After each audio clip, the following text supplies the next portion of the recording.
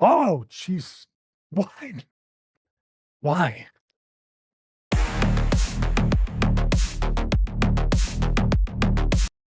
Okay, so you sent me a 20-second clip here. I saw one of the cinder block ones. It was the vertebraker from Swerve onto Page, which it looks like he kind of scraped the corner, but he was trying not to land him on it. And according to you, you want a reaction to this, which leads me to believe this is not the same bump.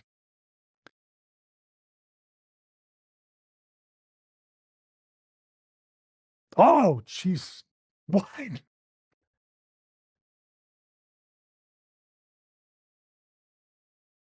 Why? Am I going to repeat that question over and over again during this segment? Mm-hmm. No one is going to give you an answer. But so for people, this is Don Stevens' vision. Obviously, we're not going to use it. We'll probably use some AEW stuff in the future, but at the moment, I just can't be dealing with the issues. Okay, so tell us what happened and who landed on what. Do you want me to break down and analyze this? Yeah. Somebody was in the back, or two guys were in the back, in this case, possibly, and said the famous last words that any wrestler overhearing it considers them famous last words. There's two different phrases. Hey, you know what would be cool? Hey, you know what no one ever does? Famous last words. Nothing good comes out of those two phrases. And then when you say, hey, wouldn't it be cool if we used a cinder block for? Stop it right there. Hey, wouldn't it be good? Hey, you know what? There's a syringe over there. Can you open your mouth? No, stop it. In other words, what I'm looking at from the clips I saw, the cage was just for aesthetics. The cage wasn't a weapon.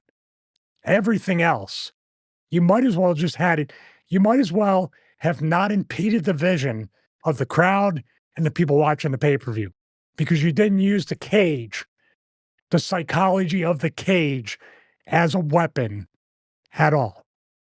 You shouldn't need another weapon if you have a cage to use as a weapon. Did I say weapon enough to get us flying? You said weapon enough, don't worry. Okay, then. So I don't know if you were imagining, so I know we haven't watched the match live. I've watched it after the fact. When you were thinking of the cinder block, were you basically thinking it was like a fake one that would like dissolve into dust? Yes. I was wrong. Oh, yeah.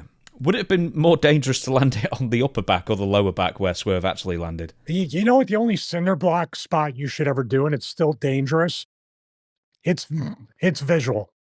And I don't know who did it or whatever. I'm thinking of Triple H just because of the sledgehammer, but I know it wasn't Triple H.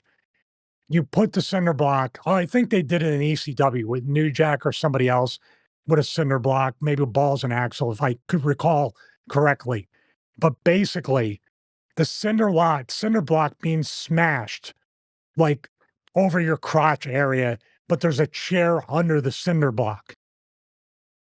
So you have a layer of not protection, but you get the smashing of the cinder block, the smoke that comes up from the the cinder block breaking, and the sound of the chair shot all in one. To me, that would have been a much more visual moment than him bumping on a cinder block with he ended up on the mat. But the reason why big bumps like what I just explained and everything is the audible interpretation of the fans. Louder bumps mean bigger bumps, louder chair shots, louder chops. These audio cues to match your visual cue of the violence is what really makes it.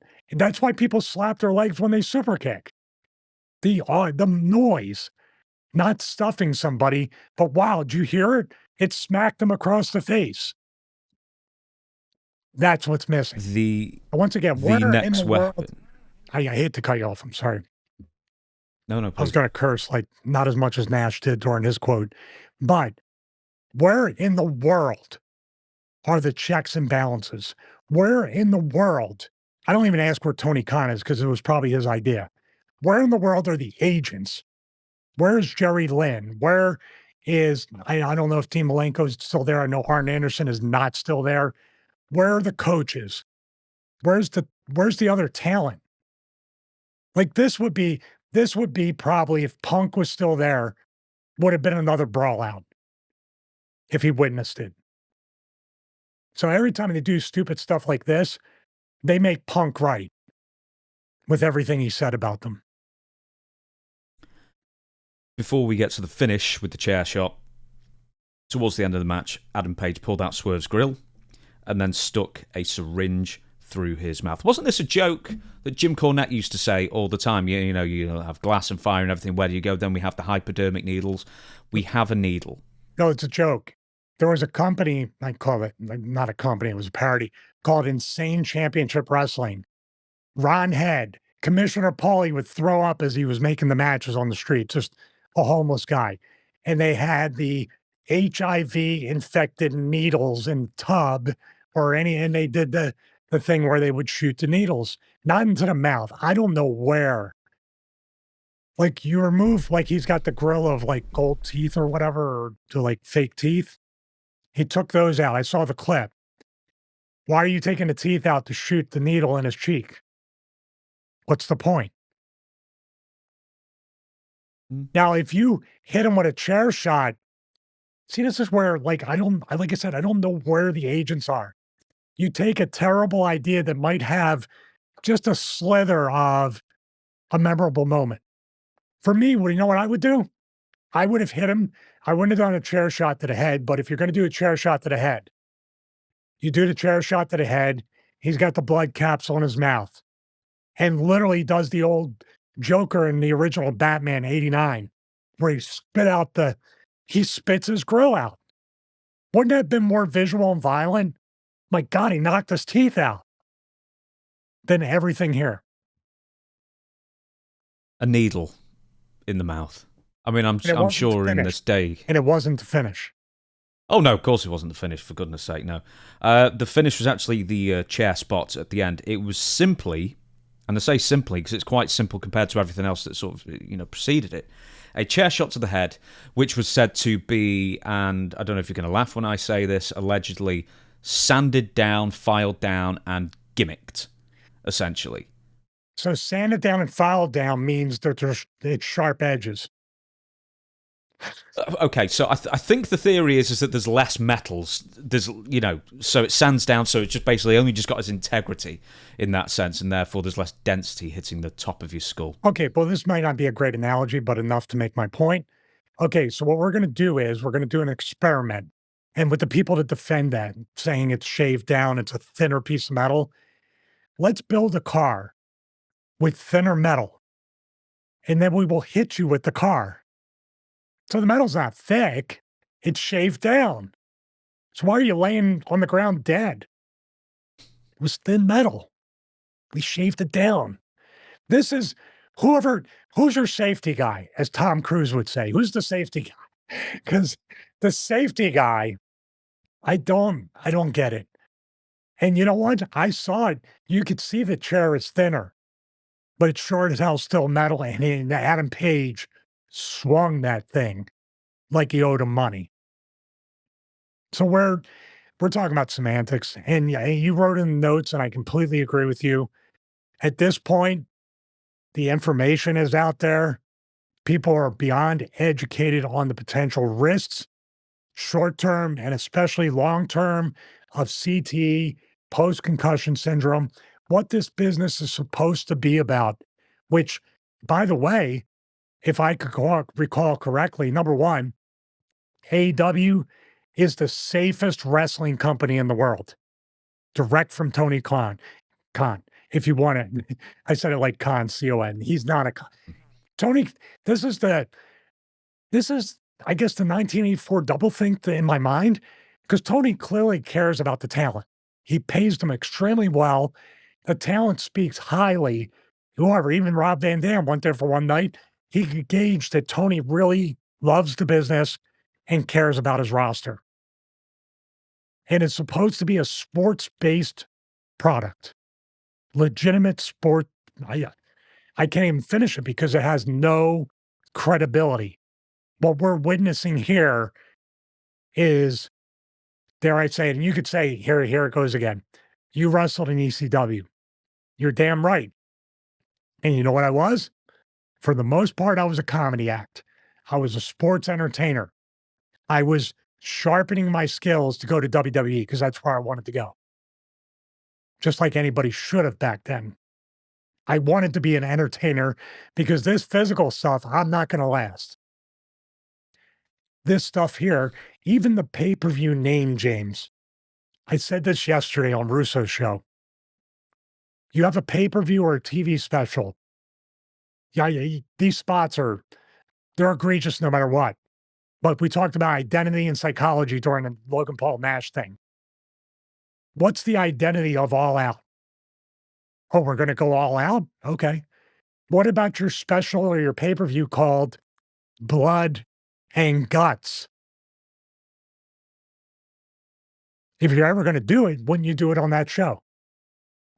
You should do it at all, but you don't understand the psychology of the actual show and what it's supposed to be about. So I don't get it. And we talk about memorable moments with Logan Paul and Kevin Nash. I want somebody out there to tell me a month from now everything that happened in that cage match. I want you to recall 50% of these spots 1 month from now. Some might be able to do it, but I guarantee you most people won't care and won't remember. What are your thoughts? Well, because you mentioned the psychology of it. One, what was the point of having a cage match? Perfect. The weapon shots themselves, apart from the syringe, weirdly for me, I'm not afraid of needles at all. That just weirds me out to the point that I can't watch it. I don't want to watch it. It puts me off. The cinder block thing is, geez, that's terrible. The chair shot to the head, they've gimmicked it enough, and I don't know. I'm not clutching my pearls, kind of thing over this. Yeah, but your brain doesn't know that it's a thinner piece of metal. Yeah. Your brain is still going to butt up against your skull. You're still going to get compressed like this. There's a whole lot that can go wrong. So I don't know. But there's so many in the same match. We had to talk about four. If everything is a moment, nothing's a moment. Exactly. There were 4 different moments with weird weapon spots that you don't see, like 1 splinter of wood, 2 cinder block, 3, I have to read it here, the needle in the mouth for the chair shot. What's the transition? We'll go from here to here. And by the way, I give them credit. The chair shot they did with Jack Perry was a tribute to the chair shot heard around the world that we did a Smartport segment on. The splinter of wood, my guess is it's a callback to Starrcade 85, Magnum TA, Tully Blanchard, I Quit match, broke the chair and tried to stab him with the chair. It was along that line, right? Mm-hmm. These are all the cinder block in itself. I can't believe it. If you want to put this in the title, the psychology of the cinder block. The real thing with the cinder block is the cinder block disintegrating, not bumping on it, right? Smashing the cinder block is like he hit him so hard that the cinder block smashed. The cinder block didn't sell a damn thing. The cinder block knew less about selling than Logan Paul. There's 4. There's 4 in the same match. In a cage match where the cage doesn't really play much of a thing into it. But really, because I did write this in the show notes, and I'll just sort of expand on it slightly, is that you can't legislate stupidity, that Jesse Ventura said once, and I think it's a great line. If people have all the information that they need to know about CT and head trauma and stuff like that, and to be honest, how many thousands of people go into boxing, mixed martial arts, American football, rugby, stuff like that. People are just going to want to be violent or just get into hard-hitting sports. And it's sort of as simple as that. So you can't legislate against all... I mean, you could, but it's never going to happen. You can't legislate over people who just want to be physically active or do very physical, violent stuff. It's not like the cast of Jackass. People are, petitioning them, to stop doing all the crazy stuff in case they get injured. Hey, people want to see injuries. People want to see people get hurt. That's part of the entertainment of it. It's more, I think what was egregious about the match was that there were so many dangerous things that, as you said before, when everything's a memorable moment, nothing is. Yeah, I mean, there's a lot to unpack with what you just said right there. And you know what? I was a part of that whole thing with the counterculture movement with ECW and the the I'll show you, you'll see type of mentality that if you tell me not to do it, now I'm quadrupling down on doing it. That's and I understand that. I understand the chip on your shoulder, trying to prove something. Both these guys are really good workers, really good young workers with, at this point, maybe not as much career ahead of them as they should have. And that's all we're saying. And I know Adam Page says he doesn't need advice from anybody. He doesn't. Swerve was actually when I did a seminar at the CZW school many, many years ago. And it was Sean Strickland, I believe, back then. Swerve was there, I believe. Someone told me he was part of that. He has a decent mind for the business and wants to learn.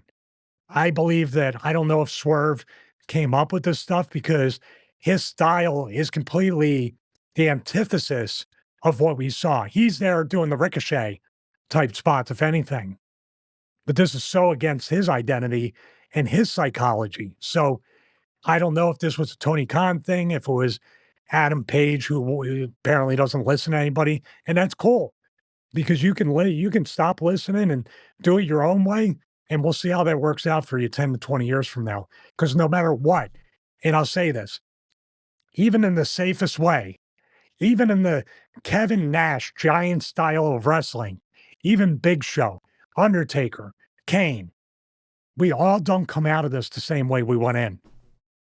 But I feel like people like me probably have a higher percentage of being almost whole compared to what we're seeing now if they get to be 52.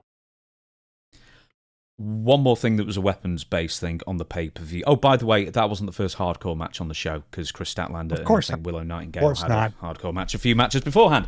So, one more thing I wanted to mention was that Bryan Danielson, AEW champion, was turned on by the Blackpool Combat Club. And John Moxley, apparently, he's a very big Terry Funk fan, is John Moxley, and this was straight out of the Terry Funk playbook.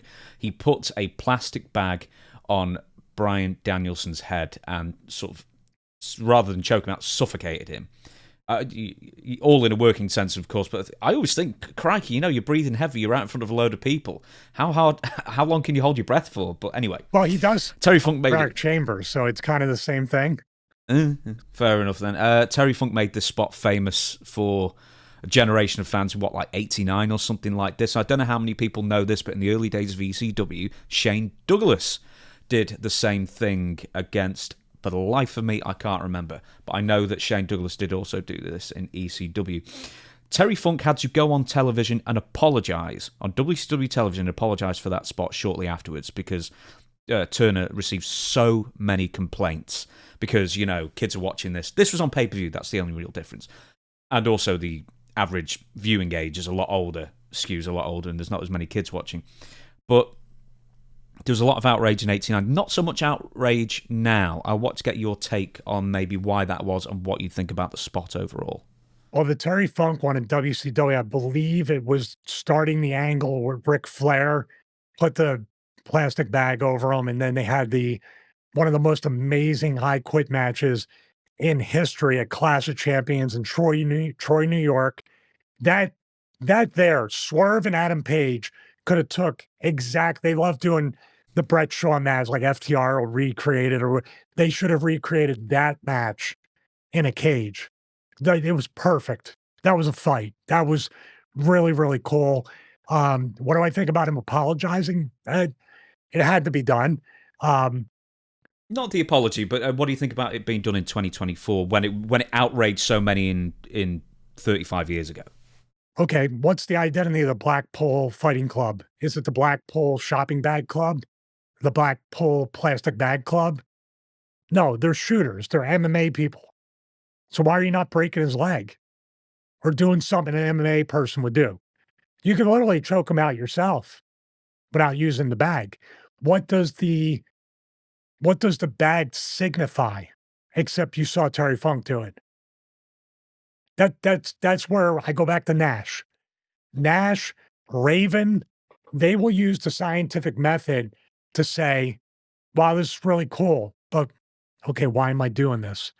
Okay, why would I pull a plastic bag out? Why would I want to suffocate them? What's the payoff?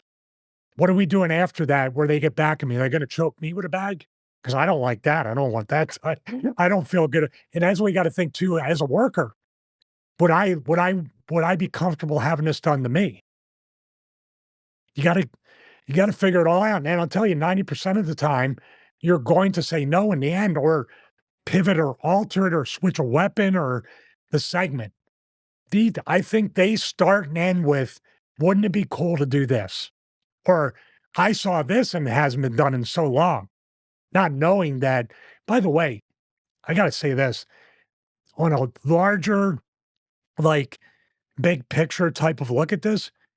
Why are you making these decisions when your entire future media deal is in the balance? Or more specifically, imbalanced, because you're not getting the money that you want. WBD is not looking like they're super interested, and stuff like this is not going to convince them. So you're saying a needle in the cheek? Never mind. Okay, well, I mean, say, why was a bag introduced by John Moxley? Okay, well, why was a bag introduced with Terry Funk then? Well, because Terry did in Japan, I guess, or something, or whatever. There's no reason, no matter what. But also, isn't Moxley kind of hinting at Shane McMahon's coming in, or there's people that the invasion thing? There's been some. It's all speculation. I'm saying these are two different things. These are two different types of focus. He's cutting promos talking about this. Now they're turning on Daniel Bryan. Now you're like, well, I don't know which question I need answered. Do you see the confusion? Like you said, if everything is a moment, now you have two very, how should I say, two mysterious things that are full of mystique that require answers. The attention span of people are not going to remember both equally.